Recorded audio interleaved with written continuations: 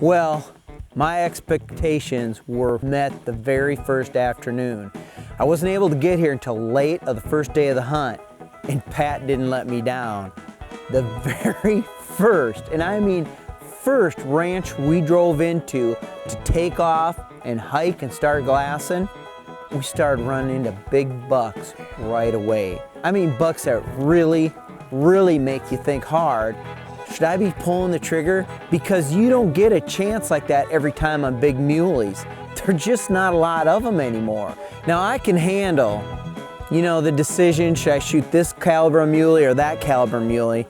But the next day, Pat throws a whole other twist into the hunt. And that was, he started adding in whitetails. Yeah, there's quite a few deer out there on that flat. Those ones to the west there, those are all mule deer, right? Yeah, it looks like it. There's some whitetails in it right in here.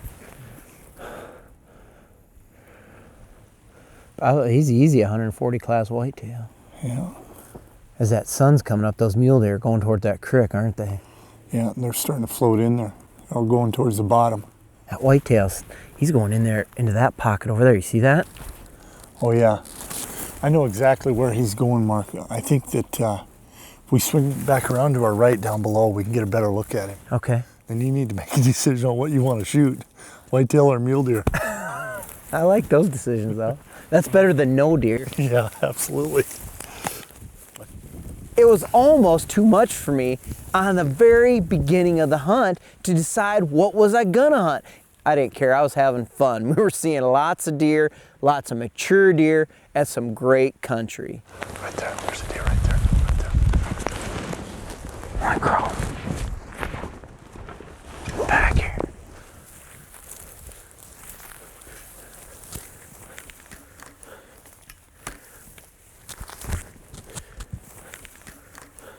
It's 314, Mark. Across? Right over here to your left, right here. Okay. That bank. Oh, there he is, right there.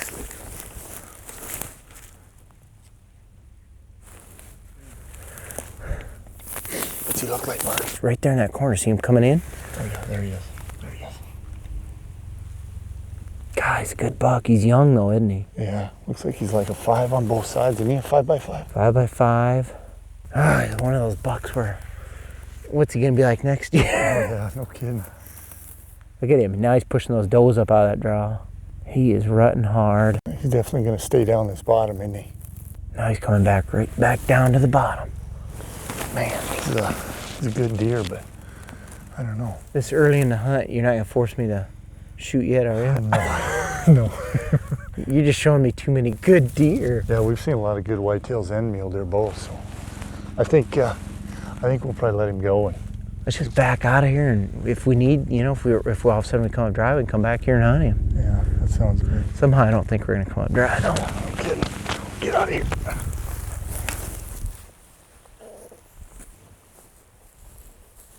Midway through the hunt, I saw a deer that I thought was worthy of my attention and my efforts.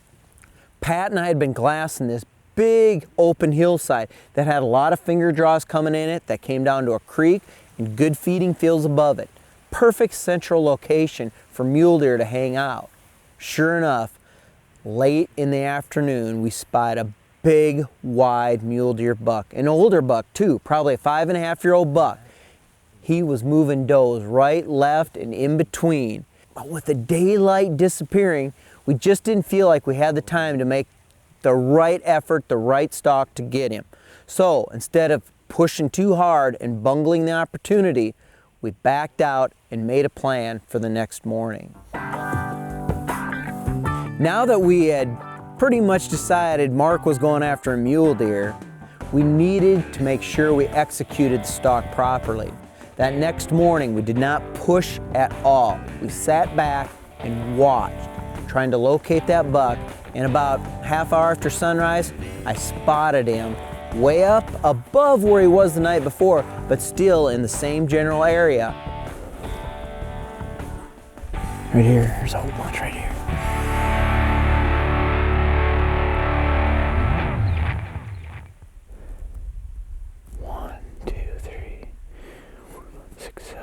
8, 9, 10 deer. There's a couple in there, pretty good ones, it looks like, isn't there? Yeah, looks like maybe up to the right side of that group you're looking at. Let's take a look at the spawn scope. That might be that big buck. That's kind of that valley, wasn't it, from last night? Yeah. They were heading up over the top of it. Get on my butt here and see what we got. Yep. Got his head up. That's him. Is it? It's that same one from last night. All right. Now there's another one. He's just a young buck. Is that old wide one, you think? Yeah. Oh, yeah. Here, take a look. You might have to ease up a little bit. He's wide, heavy. He's just a little bit shorter on his back forks, but he's got good front forks. Man, he's just laid out. Lays out. That's him. Oh, yeah. It sure is. That buck's got to be 26, 27 inch inside. At least. The way he lays out like that. Yeah. He's a big mature buck. That's worth it all right there, just to hunt a mature muley these days. Yeah, he's really wide. Good old deer. Well, you got me sold. He's the one. But it's going to be a pretty good crawl for you to get up there without them seeing you. I'm a crawler. Let's go. Grab the spawn scope. Now, where he was at was on some very light rolling hills. So we decided we'd make a big wide sweep around, come up over the top of him, take the shot.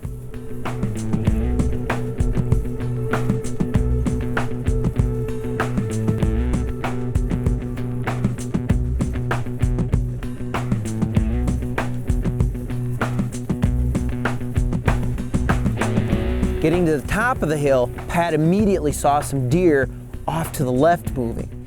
I just knew it was the herd we were after. I think those deer are going to move up to the left through that valley. I'm gonna see if I can get to that high point right there. All right. Watch the shot if I get a shot. Okay. So I dropped my day pack, left it with Pat, and I said, I'm gonna crawl up there and try and get position so I can shoot down into that saddle. And it was a very, very low saddle, so I didn't have much elevation to set up on. And I still wasn't quite sure where that big buck was. Whew. I hit the ground and started crawling like a rattlesnake on a hot July day, fast and smooth. I was moving as quickly as I possibly could to get to a good shooting point where I could see through the grass, yet stay balanced and solid for the shot.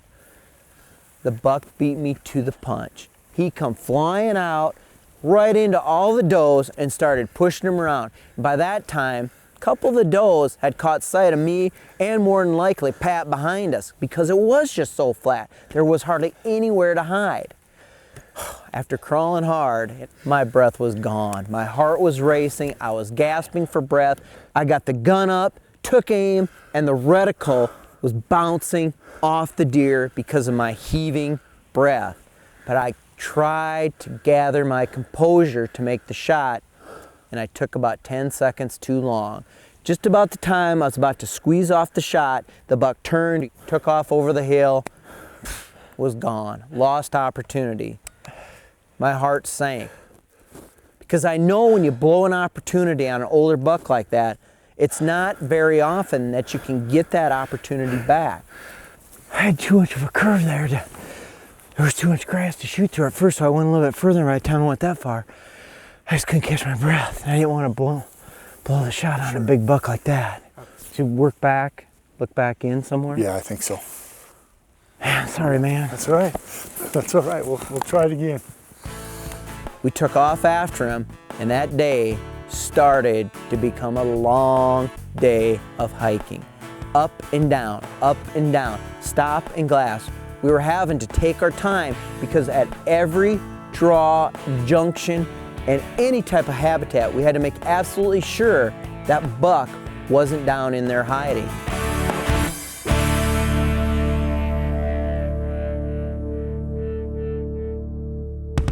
By late afternoon, we had reached the big, high, grassy slopes that Pat, he just didn't think the buck was gonna make it to. Quite frankly, I never thought that buck would get there either. That buck is just beating us to death. It's been what, an hour or two since we last saw him now? Yeah, at least. Why don't we just, I don't know about you. I was just gonna say, I don't know about you, but I need to. Those hills are kicking my butt. Let's just sit down and take a drink, and we can do some spotting right from here. So it's good high area. I'll get for it. We sat down to take a breather, a much needed break, because our feet were hurting as bad as a rutting pronghorn that's done 30, 40 miles in a day. Sitting there, refreshing with a little water, we spotted some deer coming down a long, narrow ridge. There's some deer coming off that ridge. See them? They're just coming off that point. You think that's him? Oh, it could be. Let's just take spot and scope out and make sure. I don't want to go all the way over there because that's a long haul. You know what? He does have the same frame that on that other one. It could be him. All right, here we go.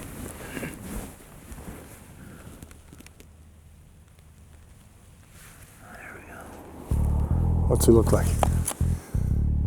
It was him. It was the same buck, 5 miles or more from where we started on him. We were trying to figure out how we were going to get to him before we run out of light, because it was late afternoon and it was going to be tough for us to do that. This buck's in an area where he normally isn't hanging out, so odds are he's not going to be there next morning. Were we going to be able to catch up with them, put the ambush together before the sun went down? We decided it was worth a try.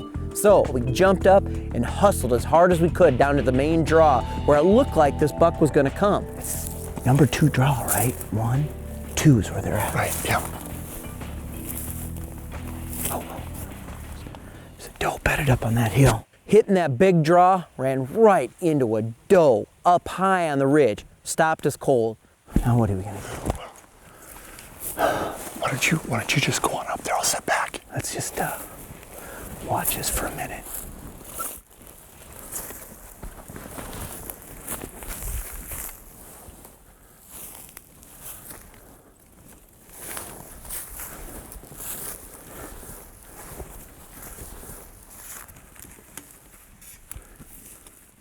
I crawled ahead, started looking around, trying to figure out what to do, when I just happened to glance up at that doe.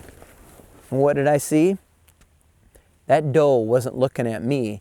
She was looking back up the draw. You see that doe? She's looking down here. There's definitely something there because she's just riveted down that hillside looking. Range that hillside for me. 232, Mark. Okay. And I just knew in my heart there was a buck about to come up and nose her to check to see if she was in heat. Sure enough, there he was. I got down, I got rested and settled, and he didn't stop. So I did the famous Kayser coyote howl. Whenever I want a deer to stop, give me that broadside look, I bark at him like a coyote. If he's farther out, you can howl at him. This one, I just gave a bark and it worked beautifully.